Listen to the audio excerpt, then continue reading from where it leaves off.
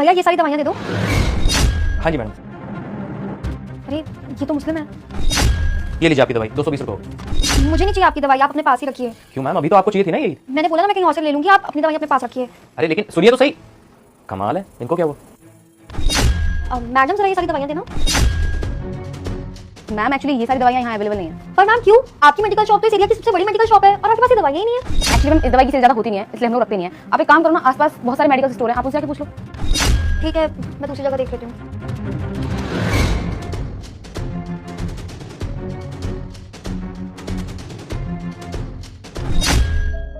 Shit यार, अब क्या करूं? ये इस एरिया की आखिरी दुकान थी और अगर मैंने टाइम से दवाई नहीं ली ना तो मम्मा की तबीयत और बिगड़ जाएगी। क्या करूं क्या करूं क्या करूं?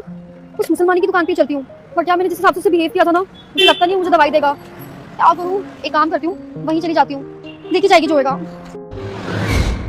भैया वो ये लीजिए मैडम आपकी दवाई 220 रुपये हो गया।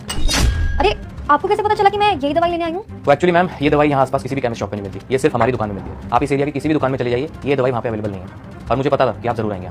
पर भैया मुझे तो लगा था कि जिस तरीके से मैं सुबह आपकी दुकान से निकली थी आप मुझे दवाई नहीं देंगे, बट आपने तो मुझे दे दी। हाँ जी मैम, मुझे पता है कि आपने यहाँ से दवाई क्यों नहीं ली, क्योंकि आपने मेरे सर पे ये टोपी देख ली थी और आपने सोचा कि मैं मुस्लिम से दवाई क्यों लूँ। एक्चुअली मैम इसमें ना गलती आपकी नहीं है। क्या है ना कि बचपन से ही हमारे दिमाग में ये बात डाल दी जाती है कि हम लोग एक दूसरे के खिलाफ हैं, एक दूसरे से नफरत करते हैं। हमारे दिमाग में नफरत का जहर ऐसे घोल दिया जाता है कि हम लोग एक दूसरे के खिलाफ हो जाते हैं। लेकिन मैम आप एक बात सोचिए, अगर मैं धर्म को अपने काम के बीच में लेके आऊंगा तो कैसे चलेगा? नफरत और बढ़ेगी। अगर आप मुस्लिम नहीं हो, हिंदू हो या सिख हो या ईसाई हो, और मैं आपको दवाई ना दूं तो इससे तो मेरा धंधा भी चौपट हो सकता है। आप खुद सोच के देखिए। और मैम ऐसा मैं हूं भी नहीं कि धर्म को अपने काम के बीच में लेके आऊं। और मैम मेरा काम है लोगों को स्वस्थ रखना, उन तक दवाइयां पहुंचाना। और मैम अगर मेरी दुकान पे कोई भी आ रहा है ना तो वो सबसे पहले मेरे लिए इंसान है। हिंदू मुस्लिम सिख ईसाई बाद में। आई होप मेरी बात आपको समझ आ रही होगी।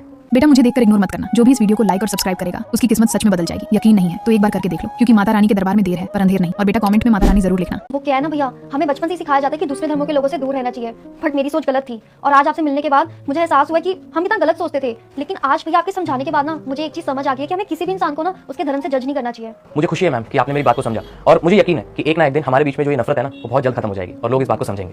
बाकी आपकी ये लीजिए दवाई और 220 रुपये हो गया आपके। Thank you. और मैं आपको पेटीएम कर देती हूँ। जी, स्कैनर यहाँ लगा हुआ, यहाँ कर दीजिए। ठीक है। थैंक यू भैया।